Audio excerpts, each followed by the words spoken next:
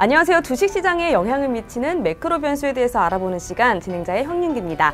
오늘은 이현중 딜사이트 뉴미디어 본부장님 모셔서요. 수많은 경제 변수 중에서 우리 생활에 가장 밀접한 영향을 미치죠. 환율에 대해서 알아보는 시간 가져보겠습니다. 본부장님 안녕하세요. 안녕하세요. 네, 환율. 제가 이번에 여름 휴가로 미국을 가볼까 하는데 이 환율 때문에 좀 언제 가야 할지가 좀 고민이에요. 언제 가는 게 좀 좋을까요? 그렇죠. 환율이 사실 환율 예측은 신도 모른다는 얘기가 있어요. 어렵죠. 진짜 어렵고 이게 블랙박스라는 얘기도 있는데 그만큼 그 변수들이 어떤 영향을 미칠지 예측을 하더라도 사람마다 다 전망하는 근거가 다르다는 겁니다. 예언가만 가능하죠. 그렇죠. 그런데 일단 지르고 보시죠. 일단 근데 올해 환율이 상반기보다는 하반기가 오히려 원화가 좀 강해질 것 같은데 환전하는 시점을 되도록 여행 가는 시점 부근으로 밀어주는 게 더 좋을 것 같습니다. 조금 이른 시간보다는 좀 뒤쪽으로 그렇죠. 한번 참고해 보겠습니다. 네. 자, 본부장님 오늘 이제 환율에 대해서 얘기를 할 건데 경제 변수가 굉장히 많은데 자꾸 환율을 이야기해요. 이 환율을 저희가 왜 알아야 할까요? 예, 환율이 사실 알다가도 모를 변수이긴 한데 우리나라가 특히 환율에 민감한 건 수출 때문이에요. 수출. 우리나라는 내수로 먹고 살기 힘든 나라인데 수출해서 많이 남겨야 국가의 부가 늘어나는 그런 경제 구조인데요. 근데 환율이 높다면 어떻게 될까요? 환율을 결정짓는 변수들과 이 변수들의 영향을 미치는 것들에 대해서 오늘 한번 알아보도록 하겠습니다. 네.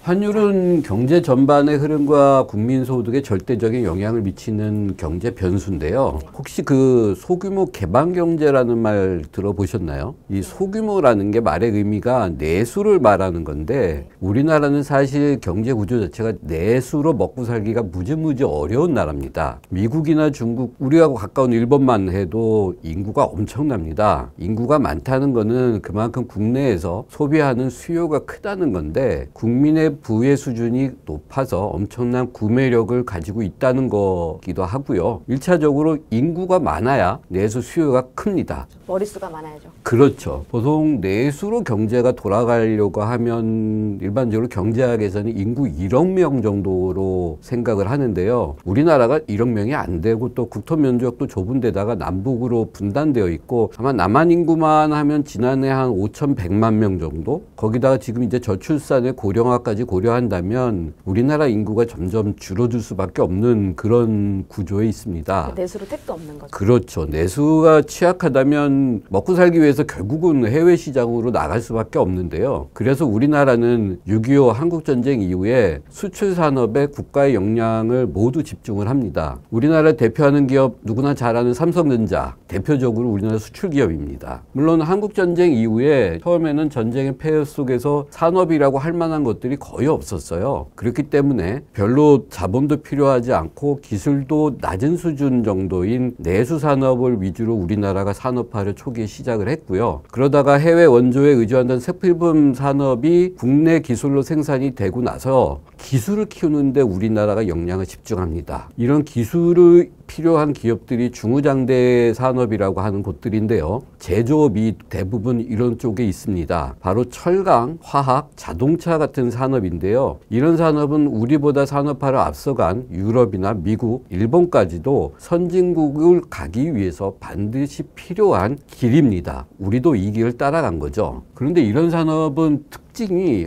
엄청난 규모의 자본하고 기술력이 필요한데 그런 자본과 기술을 우리가 이루어냈다는 점에서 우리는 산업화에 성공한 나라가 되는 겁니다. 이때 바로 수출이 되게 중요한 거고요. 이런 산업의 특징 중에 엄청난 자본이 필요하다고 말씀드렸는데 그 얘기는 달리 말하면 고정자본이 되게 높은 산업이에요. 그러니까 이 고정 비용이 이제 무조건 지불해야 되는. 그렇죠. 산업을 일으키기 위해서는 막대한 규모의 자본이 필요하기 때문에 많이 팔아야 됩니다. 그렇게 만든 상품을. 내수 규모가 작아서 이 내수로는 그렇게 많이 만든 상품을 모두 다 소화하지 못하기 때문에 다른 나라의 물건을 팔 수밖에 없는 구조입니다. 그래서 우리나라는 수출 중심으로 변해 가고 있고 지금도 우리나라 산업 생산의 거의 대부분을 수출 기업이 차지하고 있습니다. 그러니까 많이 팔아서 이익을 많이 남겨야 되니까 수출이 중요한 나라라서 환율이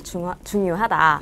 그러면 개인적으로 저희가 막 여행 갈 때, 뭐 신혼여행 아니면은 뭐 아이들 뭐 이제 해외 유학 보냈을 때 원화 가격 오르면은 되게 좋잖아요. 그렇죠. 그런데 이제 수출도 그런 거를 생각하면 되는 걸까요? 네, 예. 방금 이야기를 환율의 전문 용어로 얘기하면 환율은 자국 통화와 해외 통화 간의 교환 비율이라고 정의를 할 수 있는데요. 그 이면에는 통화의 구매력이라는 개념이 숨어 있습니다. 1달러가 1,000원이라고 가정을 했는데 이게 1,500원이 됐다고 하면 미국 기업이 이전에는 1달러로 1,000원어치 상품을 사갈 수가 있었는데 이제는 1,500원어치의 상품을 살 수 있다는 거죠. 그래서 환율이 상승하면 우리나라 수출에는 긍정적인 요인으로 작용을 합니다. 그런데 수출 기업 입장뿐만 있는 게 아니기 때문에 반대쪽으로 수입 기업은 오히려 환율이 상승하면 마이너스가 됩니다.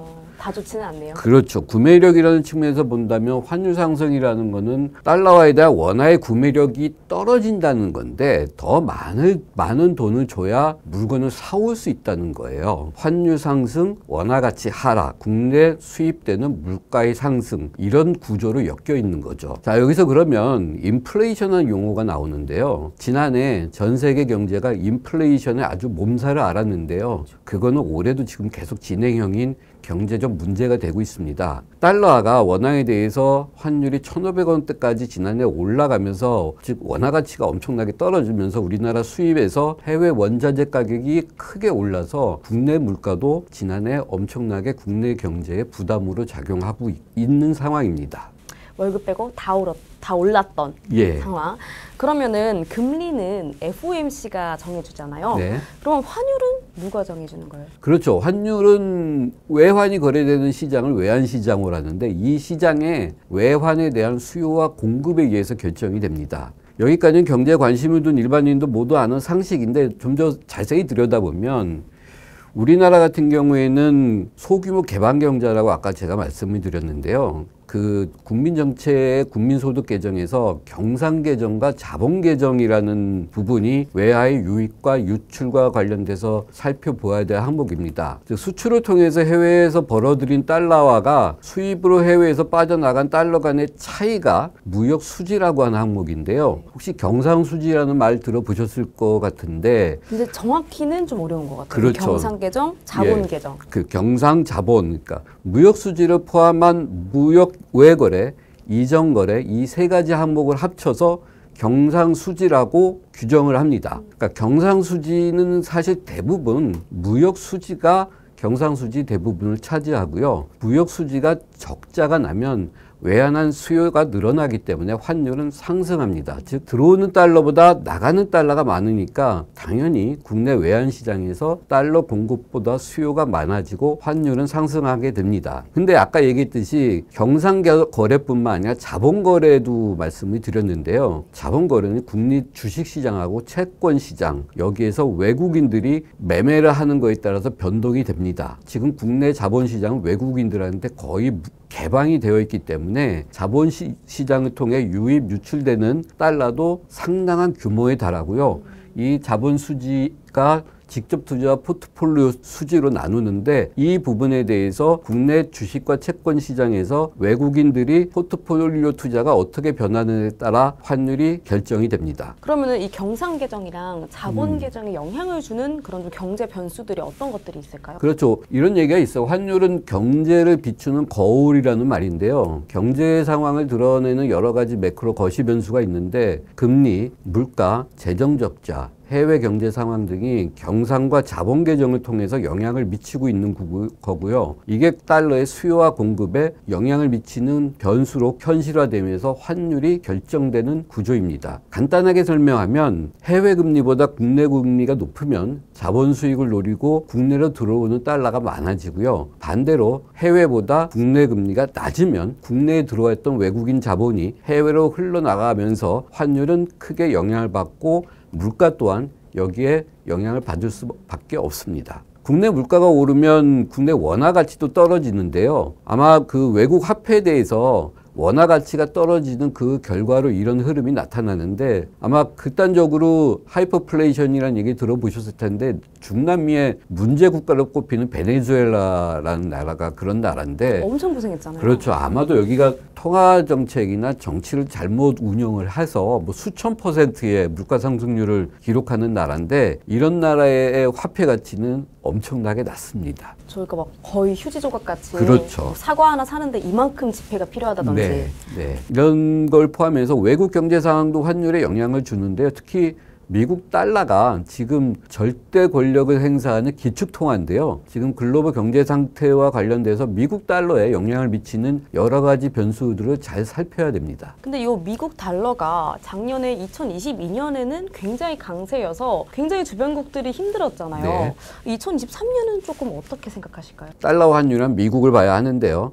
미국 경제가 세계 경제를 이끌고 있기 때문에 현재 글로벌 경제에서 미국 통화인 달러가 모든 무역 거래와 자본 거래의 중심이 되고 있습니다. 그래서 달러 대비 원화 환율을 보려면 미국의 기준금리 상황을 잘 봐야 되는데요. 미국 금리가 오르면 고금리를 찾아서 미국으로 흘러들어가는 달러가 많기 때문에 그러면 달러에 대한 원화 환율도 오르게 됩니다. 또 미국 금리 추이를 보려면 미국의 재정 적자를 또 봐야 되는데요. 미국의 재정 적자가 커지면 미국 경제 상황에 대한 우려들이 들어서 미국 금리가 오르고 그러면 달러 환율도 올라갑니다. 네. 글로벌 달러의 강세 여부도 중요한데요. 만약 글로벌 경제가 침체와 위기에 대한 예상들이 많이 확산되는 상황에서는 달러에 대한 수요가 많아져서 달러는 강세를 보이게 됩니다. 즉 안전자산인 달러에 대한 수요가 늘면 글로벌 달러 강세가 나타나고 원화 환율은 올라갈 수밖에 없는 상황입니다. 그러니까 믿을 게 달러밖에 없다라는 네, 인식이 그렇습니다. 되게 팽배한데 근데 이제 인플레이션 때문에 미국의 기준금리를 굉장히 많이 올렸잖아요. 네. 이게 환율한테 영향을 미치는 건데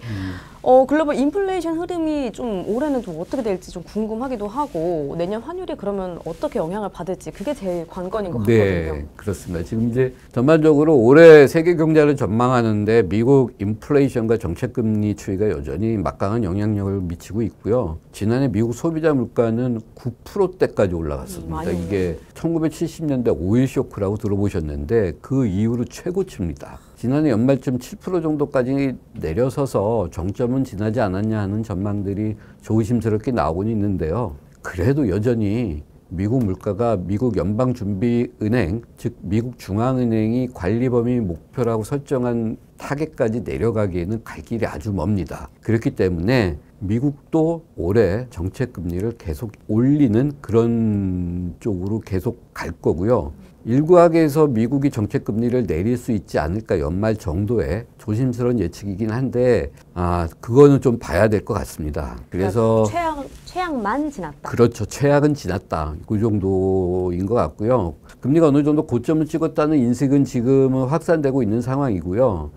그런데 지난해 아마 흐름을 본다면 10개국 통화에 대해서 미국 달러 가치를 나타내는 인덱스가 달러 인덱스라는 게 있는데 이게 지난해 연말에 105 정도 수준까지 내려섰습니다. 이게 지난해 5월 31일에는 101.276까지 갔다가 9월 28일 114.78까지 연고점으로 높아지면서 연중 최대한 거의 한 13.3% 올랐는데요. 글로벌 외환 전문가들은 지난해 연말로 갈수록 달러 강세 현상이 완화된 만큼 이 같은 흐름이 올해도 이어질 거로 조심스럽게 내다보고 있습니다. 그렇지만 연준의 공격적인 긴축이 계속 이어지고 여전히 지금 우크라이나하고 러시아 전쟁이 어떻게 전쟁 시나리오가 흘러갈지 불확실성이 많고 또 이번 겨울에 유럽 에너지 가격 엄청나게 높습니다. 그리고 이번에 중국이 코로나 제로 정책을 풀었죠.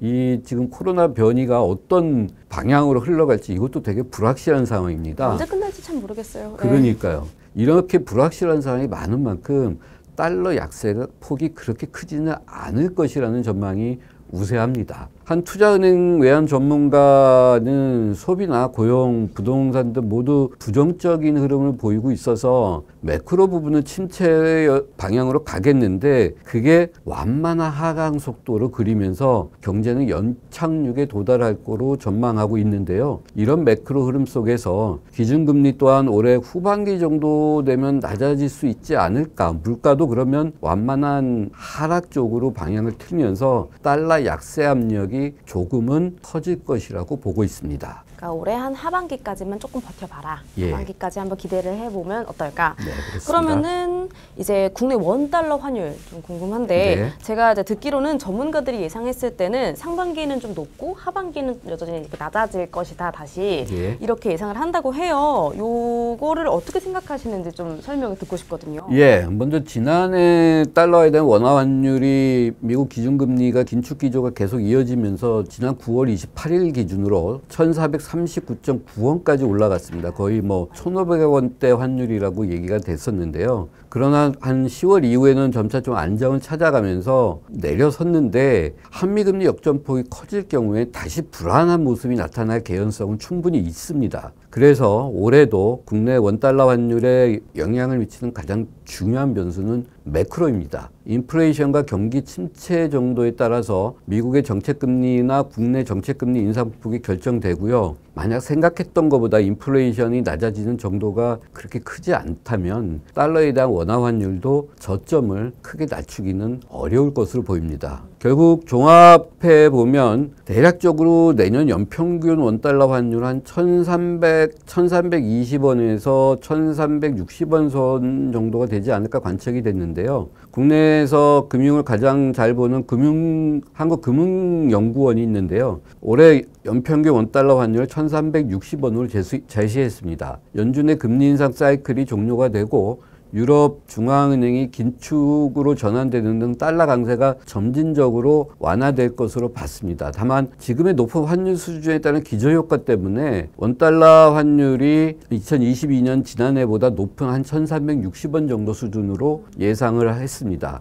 또 국제금융센터라는 곳에서는 현재 환율 여건이 강달러 둔화 방향으로 변하고 있다고 지적을 했는데요. 상반기에는 혼조된 흐름, 어느 쪽으로 갈 건지 방향을 잡지 못한 흐름을 이어가면서 하반기에는 약세로 돌아서지 않을까라고 예측하고 있습니다. 단기적으로는 미국의 통화정책을 둘러싼 불확실성을 포함해서 달러와 가치 하락을 제한하는 요인이 많아서 상반기까지는 원화 환율의 변동성도 되게 커질 것이라는 관측도 나오고 있는데요. 지난해와 같이 달러당 1,500원대까지 가는 환율 상승이 재현되지는 않을 것 같기는 하지만 대체적으로 조심스럽다는 입장은 확실한 것 같습니다. 그러면 주식 시장으로 들어오는 자금이 좀 있을지 그 부분도 좀 궁금합니다. 예, 주식은 사실 지난해 이 외국인 투자자들이 상당히 많이 빠져나갔습니다. 이거는 지난해 달러 강세를 표현하는 용어 중에 킹달러라는 말이 있는데 그만큼 달러로 모든 사람들이 투자를 옮겨왔다는 얘기고 그 이면에는 신흥국으로 들어왔던 달러 자금이 그만큼 빠져나갔다는 거고요. 우리나라 시장도 외국인 투자들이 상당히 많이 빠져나가면서 주가의 조정폭이 깊었던 상황입니다.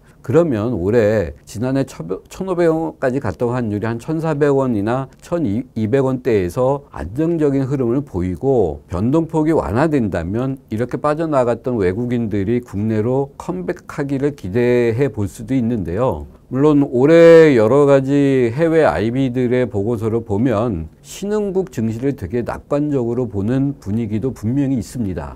뭐 그런 와중에 국내에서 가장 대표적인 기업인 삼성전자나 현대차 이런 부분에 대해서 환율 효과를 보고 외국인 투자자들이 들어올 수 있을 거라는 기대도 해볼 수 있는데 한편으로는 그 기업의 펀더멘탈을 지금 되게 민감하게 받아들이는 외국인 투자자들이 많습니다. 한국은행도 그렇지만 올해 우리나라 경제 성장률을 1%대로 전망을 했는데 이 1%대 성장률이라는 건 사실 침체라고 표현을 할 수도 있는 상황이고요. 일각에서 최근에 제가 만난 IB불 그 전문가들 얘기로는 삼성전자나 SK 하이닉스의 반도체 재고가 6개월 이상 쌓여 있다는 얘기도 제가 들었습니다. 그 얘기는 올해 국내 기업의 영업 실적이 상당히 좋지 않을 것으로 전망이 되고요. 전망이 어둡죠. 오죽했으면 정부가 최근에 반도체 산업에 대해서 세금을 깎아주겠다는 얘기까지 했을까 하는 생각이 들 정도로 영업 실적이 상당히 좋지 않을 거로 보이기 때문에 이런 부분들이 외국인 투자자들을 끌어들이는데 장애 요인이 될 거라는 분석들도 상당히 많습니다. 그런데 지금 우리나라 IT 산업이 수출을 먹여 살리고 있는 산업이기는 한데요.